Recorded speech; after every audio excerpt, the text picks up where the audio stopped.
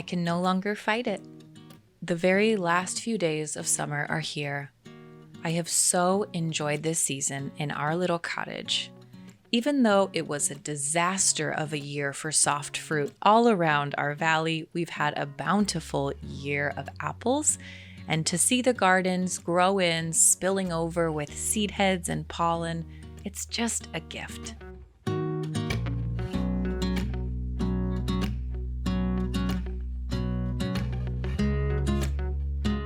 It's also a gift to harvest our russet cider apple tree. Even in its infancy, it is offering us a beautiful little harvest for homemade apple cider.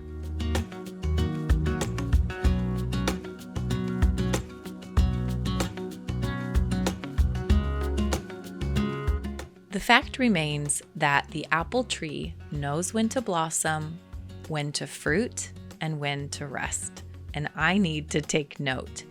Because as hard as I try to keep these days carrying on, they simply can't, and they won't. Just like the apple tree can't be in fruit all year, there is a time and a place for it all. But does it ever feel to you like it's just screaming forward? Perhaps it seems a bit obvious, but genuinely, all we have is this moment. And no matter how hard we try to go back, we can't. And no matter how hard we try to hold on to any given moment and keep it just like this, it's simply not possible. It's fleeting, a vapor we cannot grasp in our hands.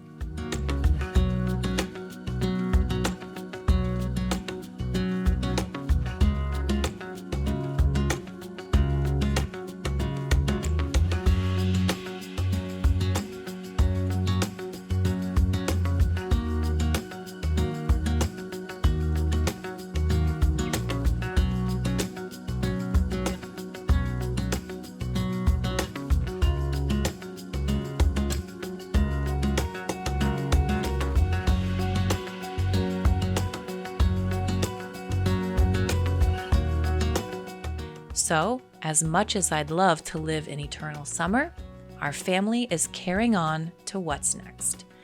I guess it doesn't really matter if we're ready for it, does it? Because here we go. This isn't a train we can get off.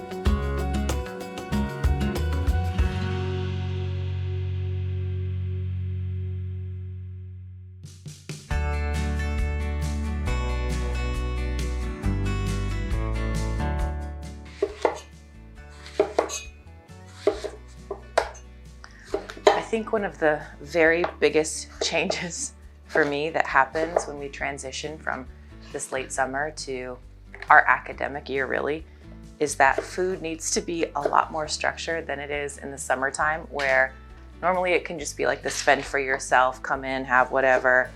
That doesn't really work during the school year, partly because that just means people will filter into the kitchen at different times and then they'll make things and then the kitchen's kind of always a mess. We don't have leftovers when we need to be going to co-op and all these sorts of things. So I've just found it works a lot better to schedule some of these things out. And it does mean a little bit more forethought to me. But at the same time, it actually relieves a lot of extra work for me by just thinking a little bit ahead. So today I'm gonna take some of these apples and I'm gonna make a quick apple crisp. I'm gonna make an extra big one so that they can nibble on it throughout the day. Then I don't have to worry about snack time. And they'll have some apple crisp, some scrambled eggs when they get up for breakfast, because today is our first day of math lessons. We're gonna ease into this just a little bit. By the way, if scheduling food out is really hard for you or you're feeling very uninspired, go over to our Substack. The free recipe for this apple crisp is going to be over there. You can print it out really easy. It'll even have a picture for you. And twice a month for our paid newsletter subscribers, which is just $5 a month, we give out menus. So it'll tell you what to make for breakfast, lunch, and dinner for 10 days. We send those out twice a month. We link to different recipes, whether they're on the blog or YouTube or on Substack. So people have found those really, really helpful. If you'd find those helpful, there's a link to that below the video.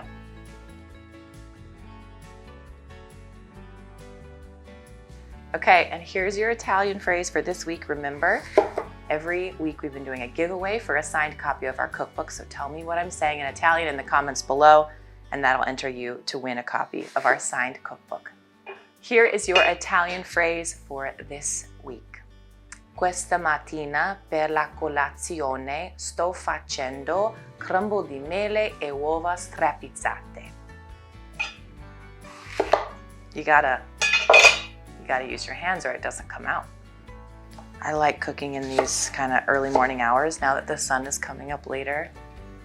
I like getting up and doing some of this before the kids are awake. Kind of feels, I don't know, feels kind of private and magical.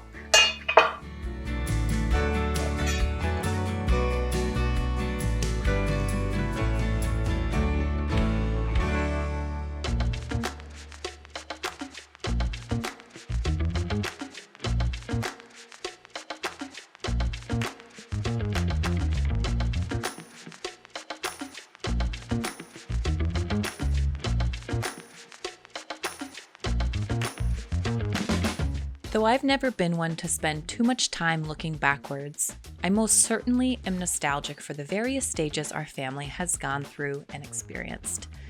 I get homesick for the days when Stu and I were newlyweds and discovering one another, and I get homesick for the days when our babies could be swaddled up and wrapped in my arms. My mind dances back to our first years of homeschooling and how simple and joyful it seemed to be teaching the kids their basic letters and colors and shapes. Oh, if it could only stay that sweet and easy. But the changes just don't stop there. After 15 years, the Elliott Homestead continues to evolve and blossom where the Lord has taken it. In just a few weeks, we're going to be opening up our new store, Limone. Stay tuned for that. And next year, we're preparing to celebrate our 15-year business anniversary and taking, hopefully, our first of many getaway trips to Umbria, Italy with some of you. Yes, a lot's changing. What's next is coming, ready or not. But not every change is so large. Sometimes what's next is just accounting for daily life here in our home. A little sweet. A little sweet from a sweet. Like, to see what I did there. Oh, yikes. Uh-oh.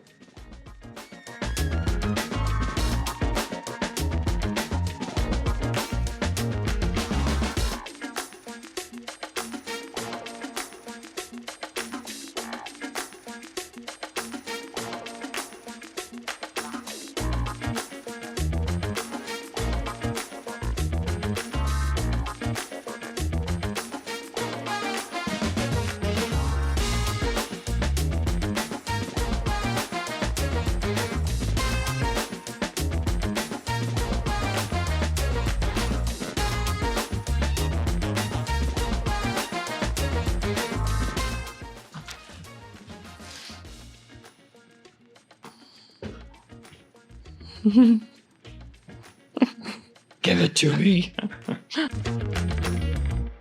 It's weekly schedule time. We're back at it. So what are the things that we need to put on our schedule, or weekly schedule? Okay, so as a homemaker, my first thought is always cleaning and laundry, because those are two tasks that have to be done all the time. And in summer, they're a bit more free-for-all, aren't they? Yes. But it's time to get back to our schedule. It's nice to have a little break from that as well, though. It is, Right. Of course. Every season, every 3 months, it's a readjustment. And hopefully you're not getting the entire train back on the tracks, but you're just sort of reorienting things, making sure all the T's are crossed, as it were. Well, you have to adjust because kids are a little different. Their needs are a little different. Yeah. So we do a schedule for every kid. We do a schedule for every kid. So let me break down how we have found this to be the most helpful. Take from it what you will. So once a week, usually on Monday mornings, I will sit down with these schedules during the school year, and I'll go through and look at our week so that I can add in dentist appointments or particular lessons or events. Maybe they have a piano recital. So you can see we have jujitsu on Mondays and Wednesdays. So that's on Juliet's list. And that way I can just sort of come through, look at the week, take it just as a week. So I don't need to solve the whole school year. It's not going to stay on track anyway. We just take it week by week. piano-y piano. And write it out, print it out, put it up on the wall so that they have it to work from. So this, we can just hang on the wall. And then she can mark them off when she does them. Mm-hmm. And then each week that gets refreshed. And isn't that satisfying? Brings me pleasure.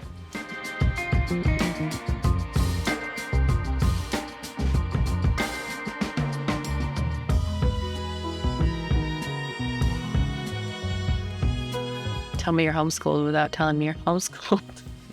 You get your brother's old Saxon book. Yikes. Well, it still works. So, waste not, want not. The kids are getting so big. They're changing quickly. I think Owen has grown 6 inches over the summer. Many of you have been with us these past 15 years and have watched the transformation for yourself, reading our birth stories on the blog, watching our first videos here on YouTube, and then all of a sudden, 5, 10, 15 years has passed. Truthfully, as much as the speed of it all hurts, I am ready for what's next. What's next, even growing old, is a gift in itself. The fact that our kids don't stay the same, our business doesn't stay the same, we don't stay the same. It means that there's growth and movement and life. Confession though, I'm looking forward to the next season, but I'm also a little bit terrified. The kids have already lapped me in their knowledge, which means that homeschooling takes on an even greater challenge, and I thank God daily that I'm married to a man who swings well above me in his knowledge. The fact that he's a teacher by trade and works from home alongside me is a gift, no doubt. Though I'm feeling a bit anxious about our new store, our new Umbrian getaways, I'm praying both will be well received and that they will bring joy and beautiful experiences to our community here. I am very excited to share more about both of these in the coming weeks. I'm also feeling excited about what's next for the kids, for homeschooling, for the farm, for our family. What's next is already on our doorstep. There's no going back now. It's already here. So chin up. Here we go. Cheers.